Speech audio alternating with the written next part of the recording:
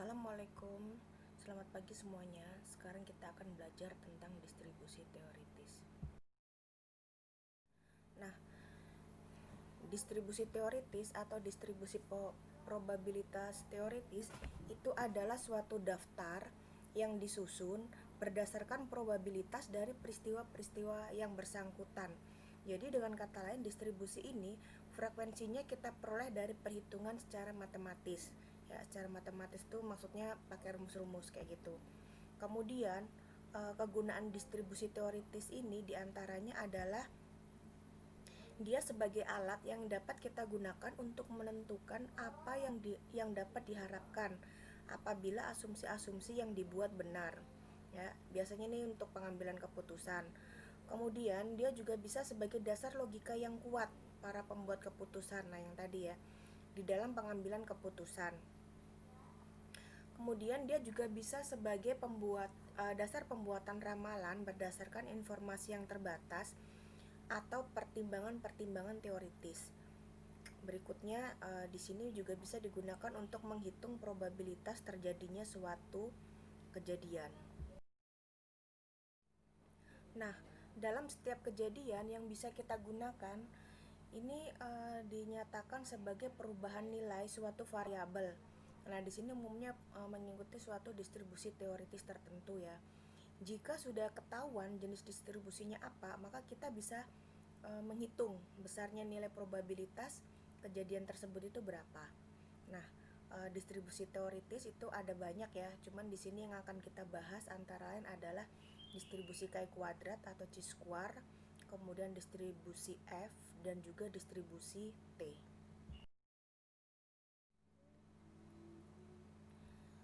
Berikutnya ini adalah distribusi chi square ya, atau biasa kita tulis seperti x kuadrat ya, cuman bentuk x-nya agak berbeda. Nah, distribusi ini sangat berguna sebagai kriteria untuk pengujian hipotesis mengenai varian dan juga untuk uji ketepatan penerapan suatu fungsi jika digunakan untuk data hasil observasi atau data empiris. Nah, sifat-sifat distribusi ini antara lain yaitu nilainya positif ya, tidak simetris, kemudian bentuk distribusinya itu adalah bergantung pada derajat kebebasannya, dan min dari distribusi chi kuadrat itu adalah derajat kebebasannya. Nah, kemudian ini adalah bentuk dari distribusi chi square ya, dimana nilai fungsinya ya itu kita tuliskan sebagai fx kuadrat sama dengan k kali x kuadrat ya, ini chi kuadrat, chi square-nya berapa, dipangkatkan dari setengah kali v dikurangin 1 kali e pangkat eksponensial min setengah chi kuadrat. Nah, jika terdapat sekumpulan n yang terdistribusi normal, kemudian variannya adalah sigma kuadrat dan s kuadratnya adalah standar deviasi dari sampel, maka rumus statistik dari chi square itu kita peroleh dari n-1 s kuadrat ya, atau simpangannya dibagi dengan variansinya dikurangin ini sejajar dengan chi kuadrat dengan derajat kebebasannya n-1 ya. Nah, ini kita tuliskan sebagai peluang x lebih besar dari chi kuadrat sama dengan alfa.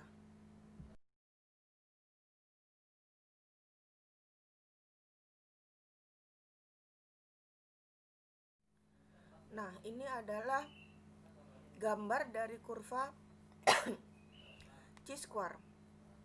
Nah, ini kurvanya, kemudian yang diarsir ini adalah luas daerah yang biasa kita tuliskan sebagai alfa. Nah, ini adalah bentuk dari tabelnya ya, yang diarsir ini adalah alfanya ya, sebelah kiri ini alfanya ya. Kemudian sebelah kanan ini adalah chi kuadrat dengan derajat kebebasannya ya v ya, seperti itu.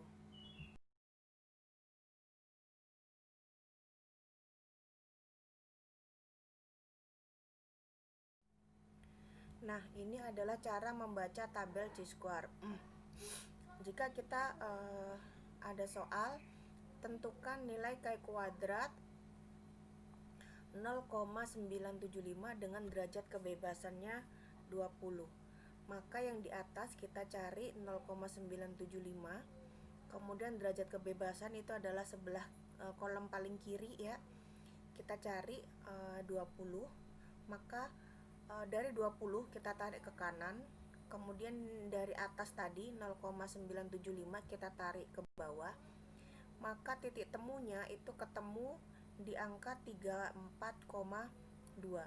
Nah, 34,2 ini kita tuliskan di kurvanya, di gambar kurvanya ya. Kita gambar kurvanya. Nah, 342 itu letaknya adalah titik di garis yang paling bawah ya. Jadi garis yang paling bawah itu adalah garis chi kuadrat. Itu titiknya adalah 34,2.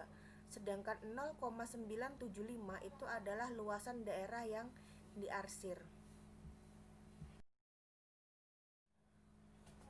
Nah, ini adalah salah satu contoh soalnya ya. Misalkan di sini soalnya adalah perusahaan baterai Acme ini telah mengembangkan baterai ponsel baru. Rata-rata baterainya ini bertahan 60 menit dengan sekali pengisian daya. Simpangan bakunya adalah 4 menit. Nah, misalkan departemen manufaktur ini menjalankan tes kontrol kualitas. Mereka secara acak memilih 7 baterai. Simpangan baku baterai yang dipilih adalah 6 menit. Berapa probabilitas bahwa standar deviasi dalam tes baru akan lebih besar dari 6 menit? Nah, di sini solusinya adalah yang pertama diketahui sampelnya itu adalah N sama dengan 7. Kemudian standar deviasi sampel itu kita simbolkan dengan S sama dengan 6. Kemudian standar deviasi populasi ini adalah sigmanya sama dengan 4. Kemudian derajat kebebasan atau V ini kita tulis sebagai N-1, berarti 7 dikurang 1 sama dengan 6. Maka yang ditanyakan adalah peluang S lebih besar dari 6. Maka berdasarkan rumus statistik chi-square-nya itu adalah chi-square sama dengan N-1 kali S kuadrat dibagi sigma kuadrat. Berarti 7 kurang 1, kemudian S-nya 6 kuadrat dibagi 4 kuadrat. Nah, hasilnya adalah 13,5. Maka peluang S lebih besar dari 6 itu adalah sama dengan 1 dikurangin F dari 13,5 ya. Kenapa dikurang? Karena kalau 13,5 ini itu adalah nilai yang tadi yang kita lihat di gambar itu adalah dia yang sebelah kiri ya, atau nilainya adalah kurang. Nah, sedangkan di sini yang ditanyakan adalah yang lebih besar. Kalau lebih besar berarti dia rumusnya adalah 1 dikurang. Nah, 1 dikurang F 13,5. Nah, ini nilainya adalah 1 dikurang. Nah, kita cari ini F 13,5, kita cari di tabel ya. Kalau tidak ada di sini kebetulan dia nilainya tidak baku ya. Kalau baku tuh biasanya 975, 0,950 gitu ya. Nanti akan kita lihat lagi tabelnya ya. Nah, karena ini tidak baku, maka ini biasanya kita menggunakan software ya. Biasanya di sini softwarenya adalah menggunakan MATLAB. Nah, mungkin kalian udah ada beberapa yang punya ya, mungkin MATLAB ya. Nanti silahkan dicoba sendiri, nanti rumusnya saya kasih di bawah. Nah, oke. Kita lanjut. Jadi F 13,5 ini ketemunya adalah 0,9643. Maka hasilnya adalah 0,0375. Jadi probabilitas standar deviasi dalam tes baru akan lebih besar dari 6 menit itu adalah 0,0375 atau sebesar 3,75%. Nah, ini seperti yang udah saya katakan sebelumnya ya. Ini adalah rumus untuk menggunakan MATLAB-nya ya. Nanti yang sudah punya MATLAB silahkan dicoba diketik ini ya, kemudian di run, maka hasilnya ketemunya 0,0357 ya, 0,0357 ya, sama kayak tadi ya. Berikutnya ini adalah distribusi F ya. Nah, dalam distribusi F di sini kita akan membandingkan variansi dari dua buah sampel. Sedangkan untuk sifat-sifat model distribusi ini yaitu dia adalah tidak simetri dengan variabel kontinum. Kemudian kurvanya itu adalah landai ke kanan ya, atau kurva positif. Kemudian dia ada dua derajat kebebasan atau DK, yaitu DK pembilang dan DK penyebut. Kemudian ini adalah rumus dari distribusi F. Ini adalah rumus statistik dari F ya, di mana F sama dengan S1 kuadrat dibagi sigma 1 kuadrat per S2 kuadrat dibagi sigma 2 kuadrat, di mana sigma ini adalah standar deviasi dan S itu adalah standar deviasi dari sampel ya. Jadi sigma itu populasi, S itu adalah sampel.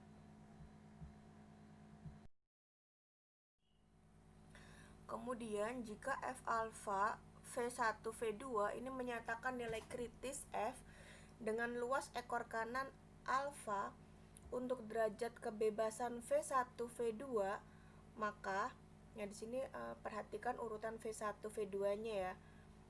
Maka untuk F1 min alfa V2 V1 itu sama aja dengan 1 per F alfa dari V1 V2 ya. Jadi ini nilainya kebalikan ya. Nah, di mana F1 min alfa dan F alfa ini dengan derajat kebebasannya yang dibolak-balik, ini kalau dikalikan hasilnya adalah 1 ya. Kemudian karena ada dua derajat kebebasan yang menentukan bentuk distribusi F, maka tabel distribusi lebih terbatas. Hanya ditabelkan nilai kritis F untuk beberapa nilai luas ekor kanan yang populer dipakai. Misalkan alfa sama dengan 5%. Nah, untuk yang lain gimana? Nah, ini sama kayak tadi ya. Kita bisa menggunakan software MATLAB diantaranya. Nah, ini untuk gambar dari tabel F ya. Ini adalah untuk F yang alfanya 0,05. Nah, ini dari mana kita tahu 0,05?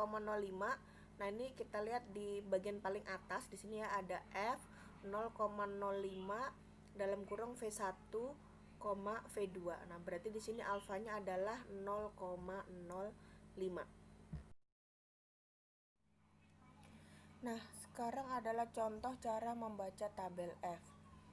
Di sini tentukan nilai F 0,05, 24,8 dan F 0,01, 24,8. Artinya apa? F 0,05, 24,8 itu artinya adalah alfanya 0,05, kemudian V1-nya adalah 24 dan V2-nya adalah 8. Ya, begitu juga untuk F 0,01, 24,8 berarti alfanya 0,01, V1-nya 24 dan V2-nya 8. Nah, misalkan kita punya tabel ini. Nah, emang tabelnya macam-macam ya.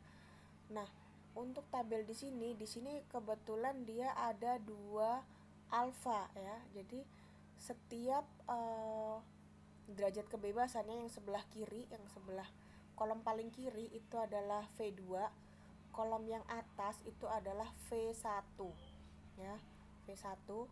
Nah, kemudian yang sebelah kiri tadi ya, itu yang V2, di sini masing-masing derajatnya itu ada dua baris. Nah, artinya apa? Untuk baris atas kita menggunakan alfa 0,05. Sedangkan yang untuk baris bawahnya itu kita menggunakan alfa 0,01. Ya, itu dari keterangan yang kiri atas ya. Keterangan paling kiri atas ya. kita pakai itu. Maka untuk mencari F0,05 dan F0,01 dari 24,8, yaitu caranya adalah yang paling atas kita cari angka 24 ya untuk V1-nya. Kemudian untuk yang paling kiri itu kita cari angka 8 ya. Maka titik temu antara 24 dan 8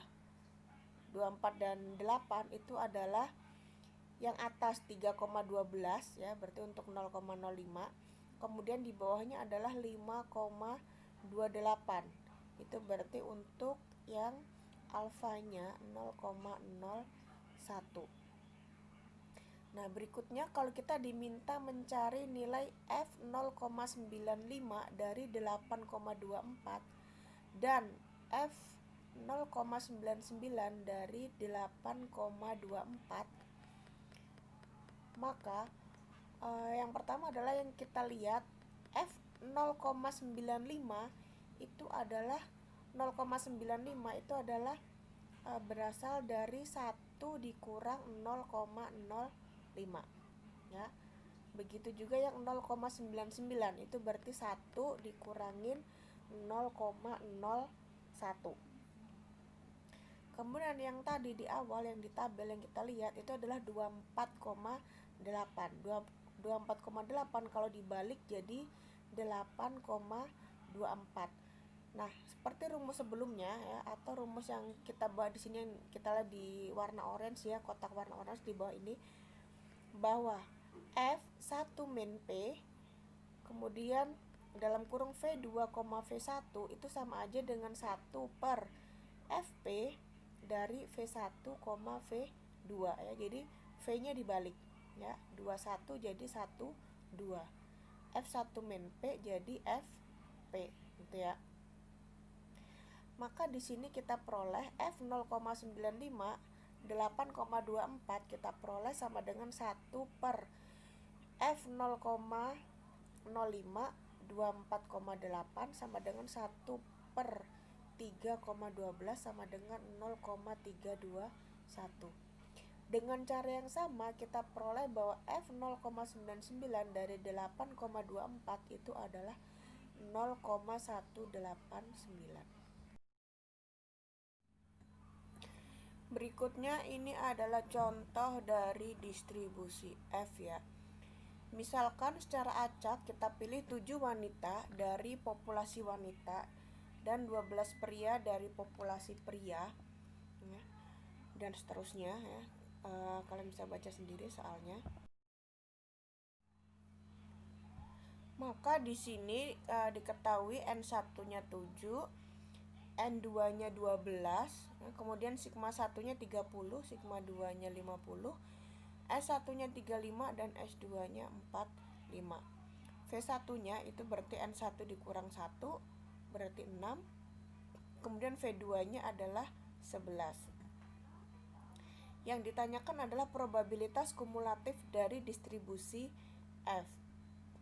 Kita menggunakan rumus statistik F-nya ya, yaitu F sama dengan 35 pangkat 2 per 30 pangkat 2 dibagi 45 pangkat 2 dibagi atau per 50 pangkat 2. Nah, ini tipe aja ya ini ya, bukan 352 tapi 35 pangkat 2, bukan 302 tapi 30 pangkat 2 dan seterusnya ya. Maka hasil F-nya itu ketemu 1,68. Maka nilai dari probabilitas kumulatif distribusi F dari standar deviasi wanita terhadap laki-laki ini adalah 0,78. Nilainya dari mana 0,78? Nah, ini kita gunakan MATLAB ya. MATLAB. Nanti rumusnya saya kasih di bawah. Distribusi berikutnya itu adalah distribusi T atau student. Kegunaan dari distribusi ini antara lain yaitu untuk menguji hipotesis mengenai nilai parameter. Paling banyak ini adalah dari 2 populasi ya. Kalau lebih dari 2 itu kita harus menggunakan F ya. Jadi nggak boleh pakai T lagi. Nah, kemudian banyak sampelnya. Di sini yang kita gunakan adalah kurang dan sama dengan dari 30. Kalau lebih dari 30 kita harus pakai distribusi normal. Kemudian ciri-ciri dari distribusi T ya, yaitu sampelnya itu adalah sampel kecil, kemudian rata-rata distribusinya itu adalah 0, kemudian variansnya itu sama dengan V per V-2, di mana V itu adalah derajat kebebasan dan V-nya itu harus lebih besar sama dengan 2. Variansnya itu lebih besar dari 1. Meskipun mendekati 1, ketika terdapat banyak derajat kebebasan dengan derajat kebebasan yang tak terbatas, distribusi T sama dengan distribusi normal baku. Ini adalah bentuk dari distribusi T. Ini adalah rumus statistik T-nya ya, yaitu T sama dengan X dikurangin mu-nya dibagi S per akar N, di mana X-nya rata-rata sampel, mu rata-rata populasi, S standar deviasi sampel, dan N adalah jumlah sampel. Ini adalah contoh dari tabel T ya. Biasanya tabel ini suka kalian temukan di buku-buku statistika bagian belakang ya, sebagai lampiran. Cara membacanya yaitu, nah ini yang diarsir ini adalah luasannya ya. Kemudian alfanya ini ditulis di atas, ini sebelah atas ya, 0,995, 0,99 dan seterusnya. Kemudian yang kolom paling kiri ini V, ini adalah derajat kebebasannya. Ini cara membaca tabel T ya. Misalkan kita diminta untuk menentukan nilai T untuk N-nya sama dengan 13 dan P-nya adalah 0,95. Maka N13 itu berarti V-nya adalah 13 kurang 1 ya, sama dengan 12. Kemudian P-nya 0,95. 0,95 kita cari di atas, ini 0,95. Kemudian 12 kita cari sebelah kiri, maka titik temunya kalau ditarik garis ya ke bawah dan ke kanan, ini ketemunya 1,78. Maka luas daerah 0,95 atau 95% ini adalah 1,78. Nah ini ya, garis T-nya ini yang bawah itu 1,78 nih, titik yang ujung nih ya. Kemudian yang diarsir nih atau yang warna pink ini adalah luasan daerah arsiran, itu adalah 0,95 yang P tadi ya. Atau kalau dijadikan persen berarti kali 100 itu adalah 95%. Kemudian ini adalah contoh soal dari distribusi T ya. Ini soalnya bisa kalian baca sendiri.